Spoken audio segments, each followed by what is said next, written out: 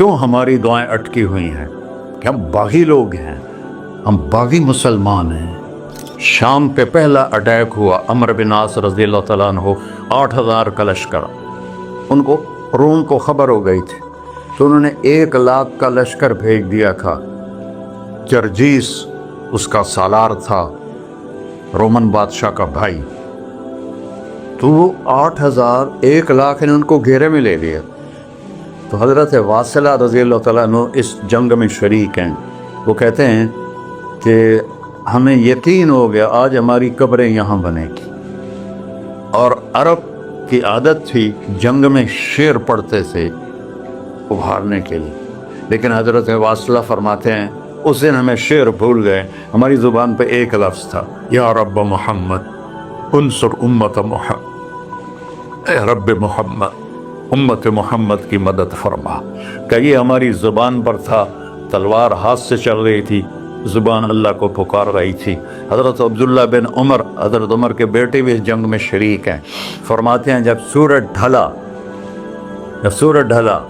تو ہم بار بار آسمان کو دیکھ رہے تھے، میں نے جب اوپر نگاہ دوڑائی تو میں نے دیکھا انفرجت فی السماء فرجۃ، آسمان کا دروازہ کھل گیا، وخرجت منہا خیول شہب، اور اس سے شہابی رنگ کے گھوڑے اور ان کے اوپر سوار، ان کے سروں پہ سفید پگڑیاں، اور سب سے آگے ایک سوار تھا جس کے ہاتھ میں لمبا نیزہ تھا، وہ وہاں سے پکار رہا تھا، ابشروا یا امت محمد، اے امت محمد تمہیں بشارت، قد اتاکم اللہ بالنصر، اللہ تمہاری مدد کو آ گیا۔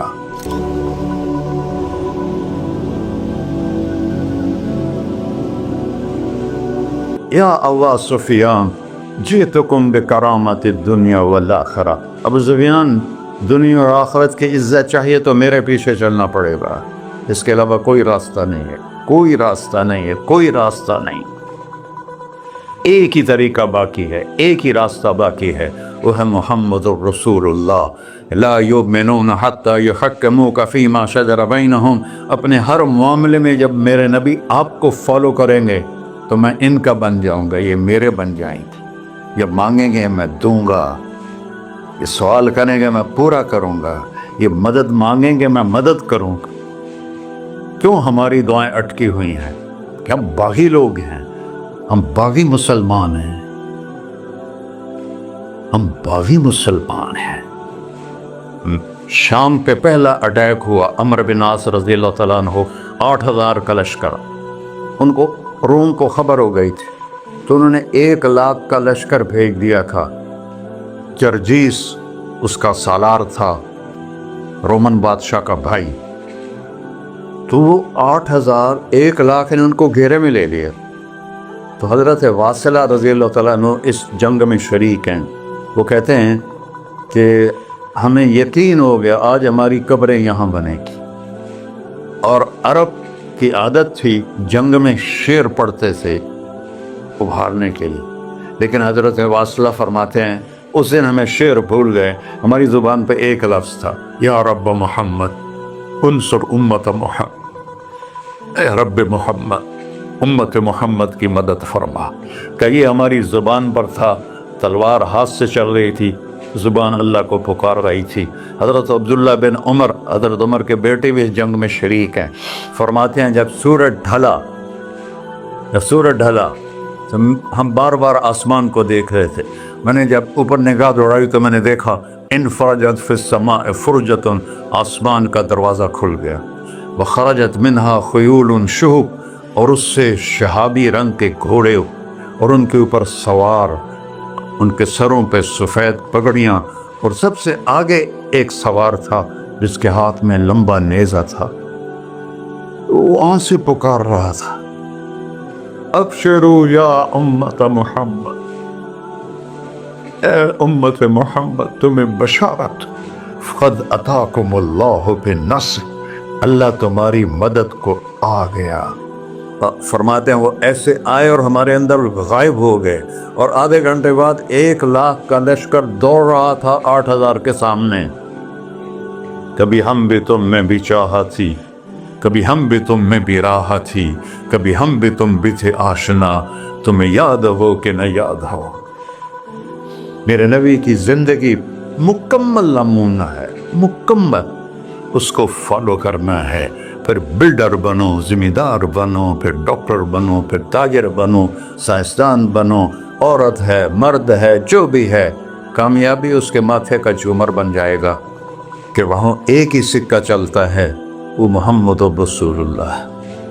तो भाइयों, मुझे यही मुख्तसर बात करनी थी कि इस दुनिया के पीछे इन दो हस्तियों को पीछे न करो, इनको नाराज न करो। यजीद ने अहले बैत का खून किया और इतना बड़ा वाक़या है करबला कि दुनिया की तारीफ में न पहले कभी हुआ न बाद में कि रसूल की नस्ल के 18 नौजवान ज़बह कर दिए जाएं।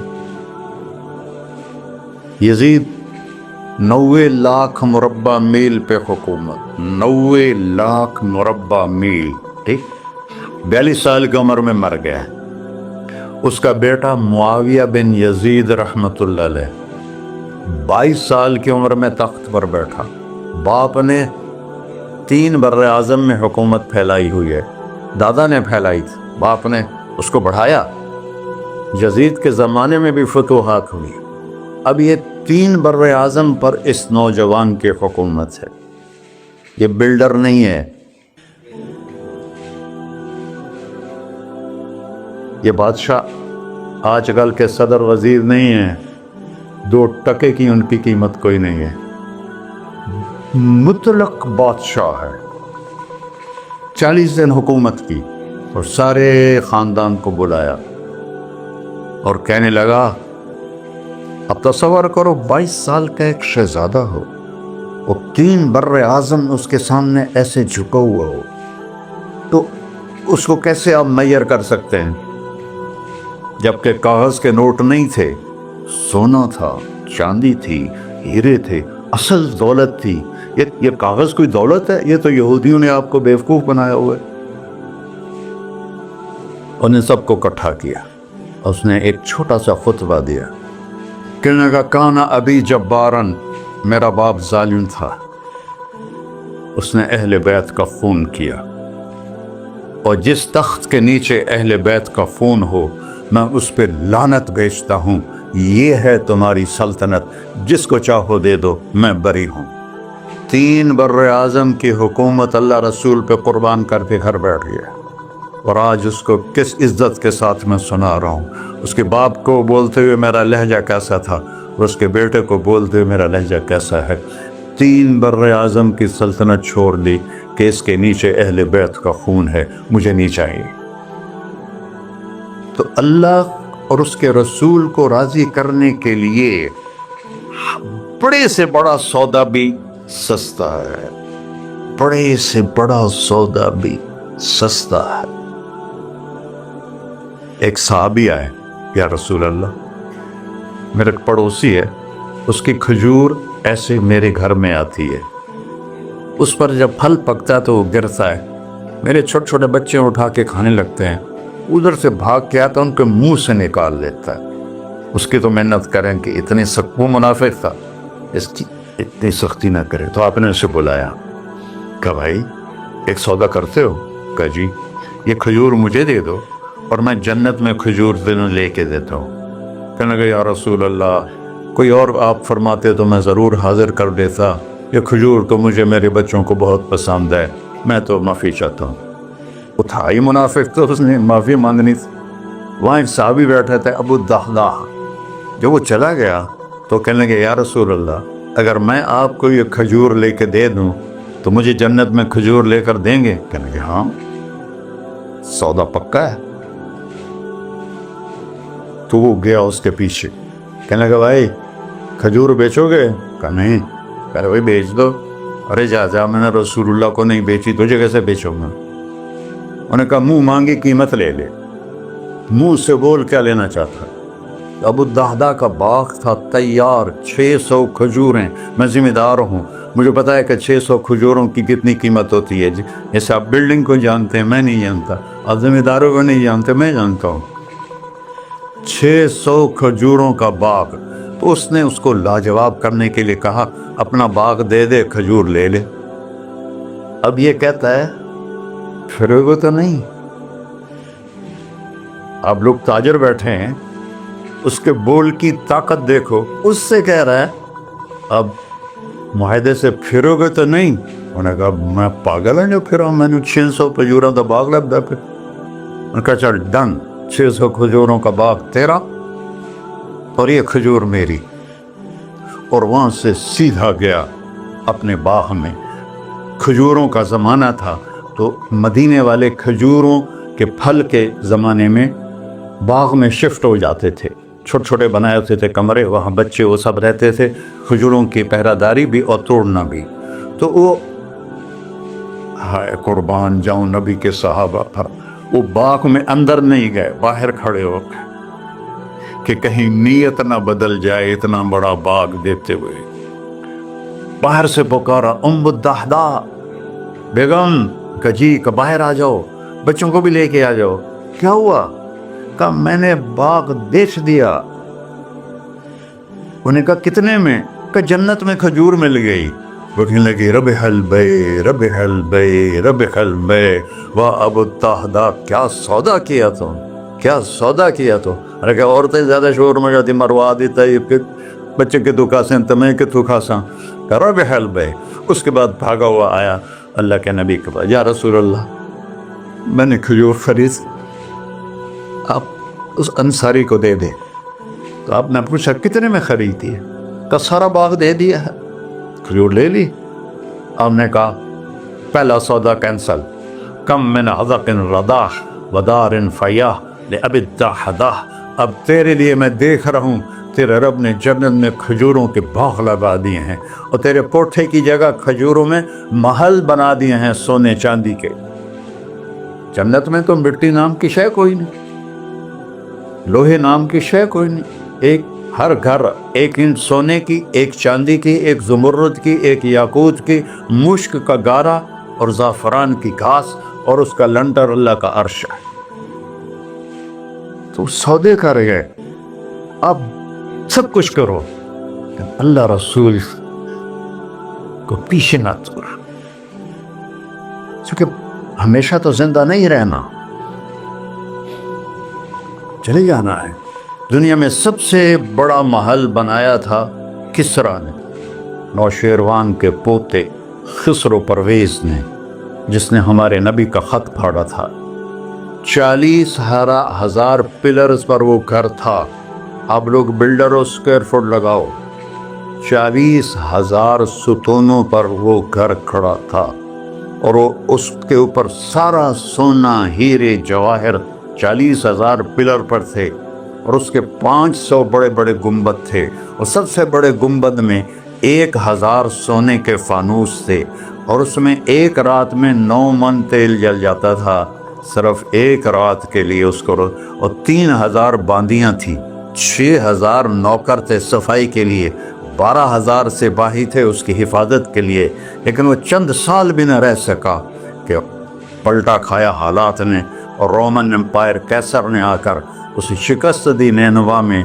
ہمارے نبی کے خط پھاڑنے کے بعد آپ نے فرمایا تھا کسریٰ نے اپنا ملک پھاڑ دیا، تو وہ آیا، وہ شکست کھائی کسریٰ نے اور بھاگ گیا، اس نے سارے محل کو آگ لگایا، مٹی کا ڈھیر بنایا، اور مسلمانوں میں سب سے بڑا محل بنایا اندلس کے بادشاہ عبد الرحمن نے الثالث نے۔ 4,316 پلر پر تھا وہ گھر، اور پورے یورپ میں اس کی دھاک تھی، ہر طرف سے ہیرے آ رہے ہیں، موتی آ رہے ہیں، جواہر آ رہے ہیں، پورے پلر پوری چھت سونے سے بنی تھی، اور پورے پلروں پر ہیرے جواہرات تھے، اور باہر ایک بڑا تالاب تھا، کس کا؟ پارے کا، پانی کا نہیں، پارے کا۔ اس میں کیا کرشمہ تھا، اس کو اس اینگل سے انجینئرز نے بنایا تھا کہ سورج کی شعائیں جب پارے پر پڑتی تھیں تو پارا تو ہلتا ہے، کھڑا نہیں رہتا، تو شعائیں ایسے ایسے ڈانس کرتے کرتے کرتے محل پہ پڑتی تھیں، تو لگتا تھا پورا محل رقص کر رہا ہے۔ اب میں وہاں گیا تو ایک کوٹھے کے سوا وہاں کچھ بھی نہیں تھا، وہ بھی کوٹھے کی چھت نیچے گری ہوئی تھی۔ تو آپ لوگوں کو دیکھو، ہمارے نبی پہ قربان جائے، انہوں نے ہمیں کیسی پیاری زندگی دی. وضو سے پہلے ایک دعا سکھائی ہمارے نبی نے، ہم 5 دفعہ تو کم از کم کرتے ہیں وضو کہ اللہم اغفر لی ذنبی ووسع لی فی داری وبارک لی فی رزقی. دنیا بھی جوڑ دی، آخرت بھی.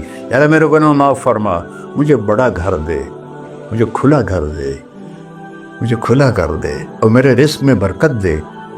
کھلا گھر اللہ کی نعمت ہے، آپ لوگوں کو میسر کر رہے ہیں سہولتیں. آپ کو اجر ملے گا اگر اس میں جھوٹ نہ ہو، سود نہ ہو، کھوٹ نہ ہو، ہیرا پھیری نہ ہو، وعدہ خلافی نہ ہو.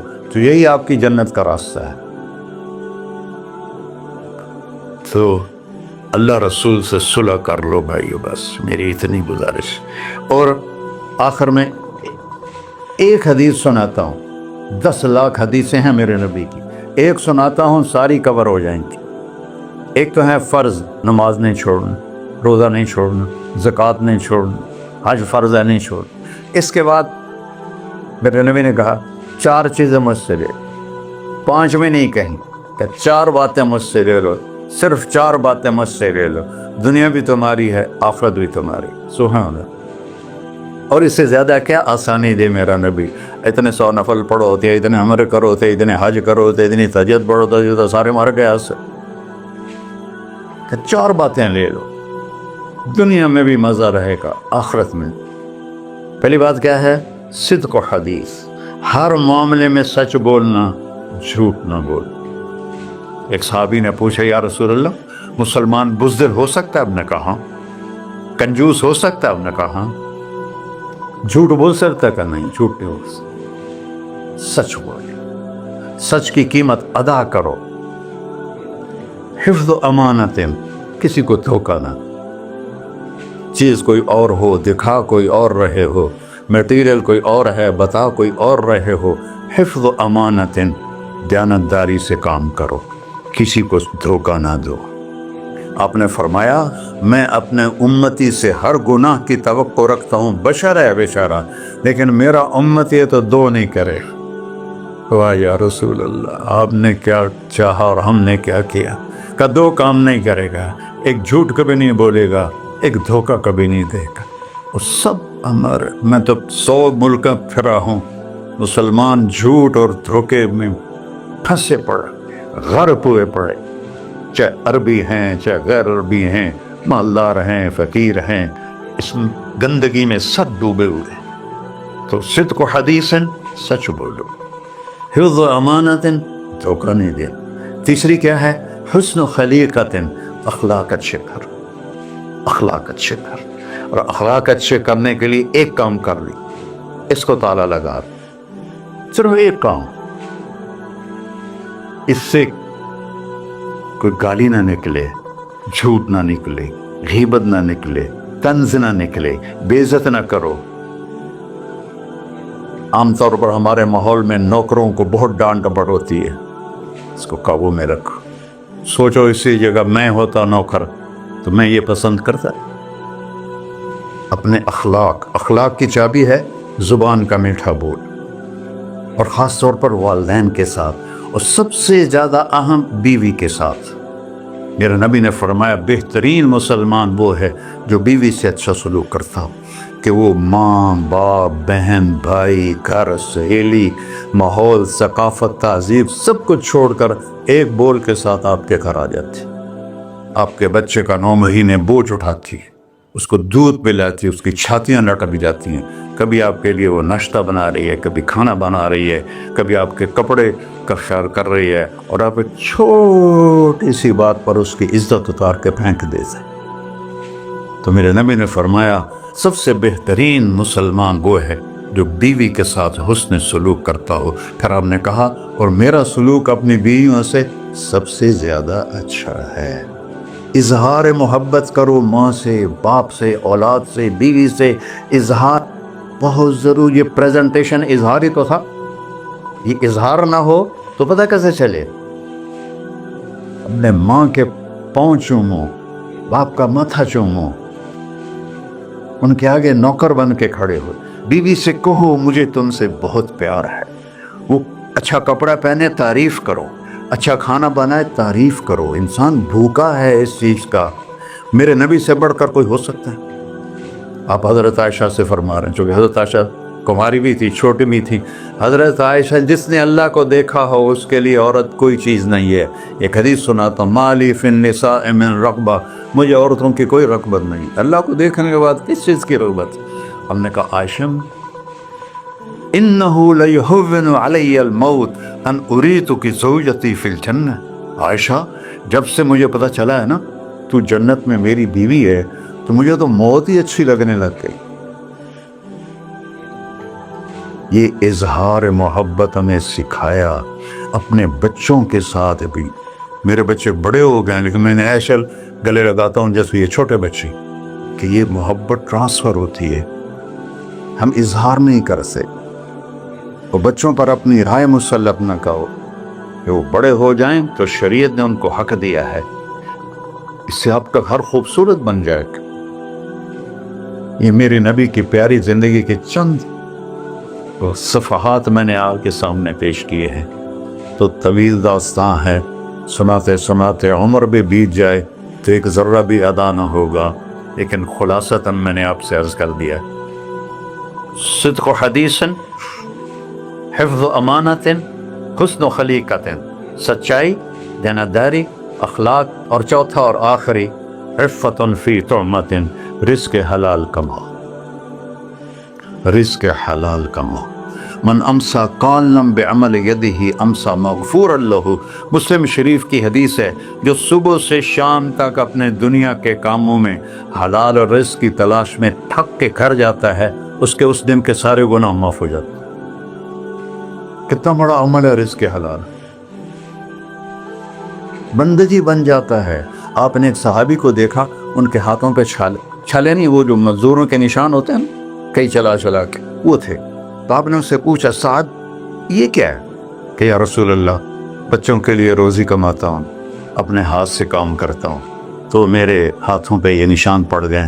تو آپ نے ان کا ہاتھ ایسے پکڑ سب کو دکھا کر ایسے اس کا بوسہ لیا، پھر فرمایا جو ہاتھ بچوں کو حلال کھلاتے ہوئے ایسا ہو جاتا ہے اس پہ جہنم کی آگ حرام ہو جاتی. صرف نماز سے نہیں گناہ معاف ہوتے، حج سے نہیں معاف ہوتے، رزق حلال کے کمانے سے بھی روزانہ کی صفائی ہو جاتی ہے. تو ابھی سودا ہے، اللہ رسول سے کر لو تو موج ہی موج ہے، اور اگر انہیں بکھیڑوں میں پڑے رہے تو مر کے زیرو ہی ہونا ہوتا ہے، کچھ بھی ساتھ نہیں جاتا. تو اللہ مجھے بھی توفیق دے، اللہ آپ کو بھی توفیق دے کہ ہم اپنے نبی کی زندگی کو اور اپنے رب کو سامنے رکھ کر زندگی گزاریں.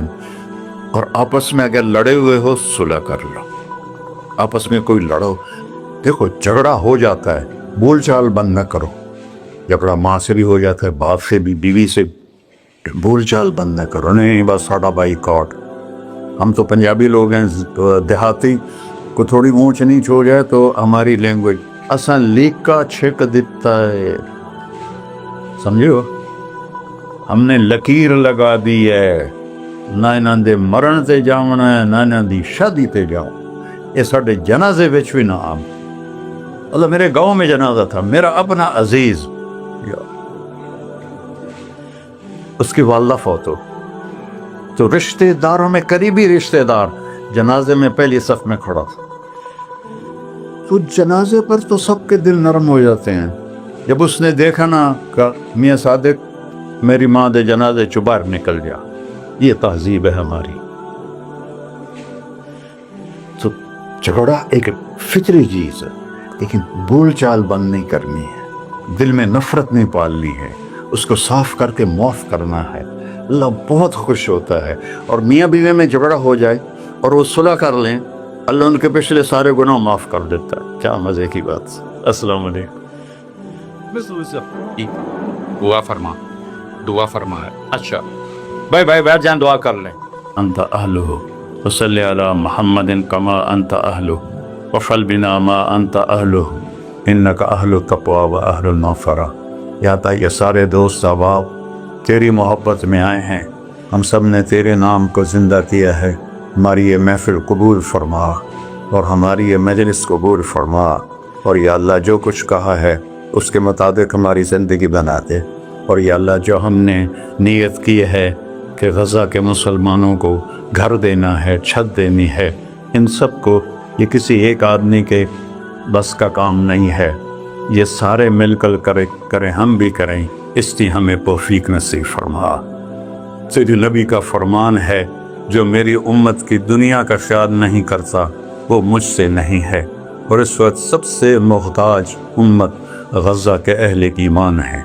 تو یا اللہ ان سارے بھائیوں کو ہمت دے، توفیق دے، ہمیں وہاں تک پہنچانے کا وسیلہ تو نے بنایا ہوا ہے، ہمیں یہ امانتیں ان تک پہنچانے کی توفیق دے، ان کے کاموں میں برکت دے، ان کے قرضوں کو اتار دے، ان کو سود سے بچا دے، ان کو دیانتداری نصیب فرما، شفافیت نصیب فرما، مرتے وقت ہم سب کو کلمہ نصیب فرما۔ وصلی اللہ علی نبی الکریم۔ میرے نبی کے پردادا حضرت ہاشم بن عبد مناف کو غزہ میں دفن ہے، اور اس ملک میں عیسیٰ علیہ السلام، موسیٰ علیہ السلام، ہارون علیہ السلام، زکریا علیہ السلام، یحییٰ علیہ السلام، داؤد علیہ السلام، سلیمان علیہ السلام، اتنے نبی اس مٹی میں دفن ہیں۔ تو اللہ کو ہمت دے، کھل کر خرچ کریں، اللہ واپس کرتا ہے۔